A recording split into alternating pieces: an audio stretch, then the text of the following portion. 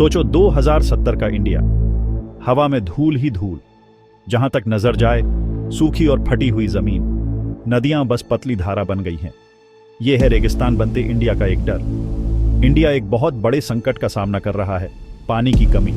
बढ़ती आबादी और बदलती जलवायु के साथ पानी की मांग आपूर्ति से कहीं ज्यादा हो गई है और ये हमारे भविष्य के लिए खतरा है।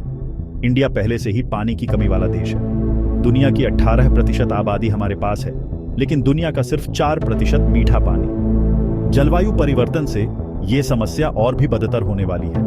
हमें अभी से कदम उठाने होंगे। अगर हमने इस समस्या का समाधान नहीं निकाला तो इंडिया के बड़े बड़े हिस्से रेगिस्तान में बदल सकते हैं, जिससे लाखों जिंदगियां प्रभावित होंगी। इंडिया का तापमान बेआचा रहा है।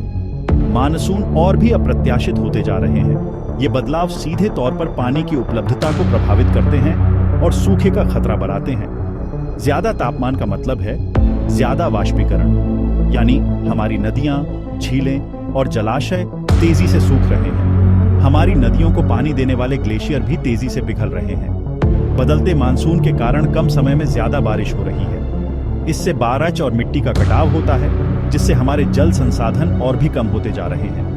अगर हमने तुरंत कदम नहीं उठाए तो ये समस्याएं और भी बदतर होती जाएंगी। रेगिस्तान बनना एक ऐसी प्रक्रिया है जिसमें उपजाऊ जमीन रेगिस्तान में बदल जाती है। इसके पीछे कई कारण हैं, जैसे वनों की कटाई, ज्यादा चराई और सबसे जरूरी है जलवायु परिवर्तन। उत्तर पश्चिमी इंडिया, खासकर राजस्थान और गुजरात, पहले से ही रेगिस्तान बनने का सामना कर रहे हैं। ऐसा कम बारिश, तेज तापमान और खेती के गलत तरीकों के कारण हो रहा है। जैसे जैसे तापमान बढ़ेगा और बारिश के तरीके अनियमित होते जाएंगे, दूसरे क्षेत्रों को भी खतरा होगा। दक्कन का पठार, मध्य इंडिया के कुछ हिस्से और यहाँ तक कि गंगा के मैदानों के कुछ हिस्से भी इस खतरे का सामना कर रहे हैं। अगर हमने अभी कदम नहीं उठाए तो इंडिया की खाद्य सुरक्षा, जल सुरक्षा और लाखों लोगों की आजीविका दांव पर लग जाएगी। इसके नतीजे बहुत बुरे होंगे, जिन्हें नजरअंदाज नहीं किया जा सकता। भविष्य धूमिल लग सकता है, लेकिन अभी भी उम्मीद है।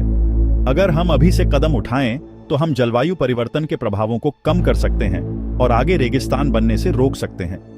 हमें पानी के प्रबंधन के स्थायी तरीके अपनाने होंगे। बारिश के पानी का संरक्षण, ड्रिप सिंचाई जैसी कुशल सिंचाई तकनीकें और सूखे को सहने वाली फसलों को बढ़ावा देना जरूरी कदम है। अपने जंगलों की रक्षा करना बेहद जरूरी है। जंगल प्राकृतिक जल भंडार के रूप में काम करते हैं और मिट्टी के कटाव को रोकते हैं। बड़े पैमाने पर पेड़ लगाने से बंजर जमीन को फिर से हरा भरा बनाने में मदद मिल सकती है। हम इजराइल जैसे देशों से सीख सकते हैं, जिसने पानी की नई तकनीकों और वनीकरण के प्रयासों से रेगिस्तान बनने की समस्या का सफलतापूर्वक मुकाबला किया है। उनकी सफलता से पता चलता है कि इस प्रवृत्ति को उलटना संभव है। रेगिस्तान के खिलाफ लड़ाई हमारे भविष्य की लड़ाई है। ये एक ऐसी लड़ाई है जिसे हम जीत सकते हैं, लेकिन इसके लिए हमें अभी से मिलकर काम करना होगा। इस संदेश को शेयर करें, जागरूकता फैलाएं और उस बदलाव का हिस्सा बनें जो आप देखना चाहते हैं।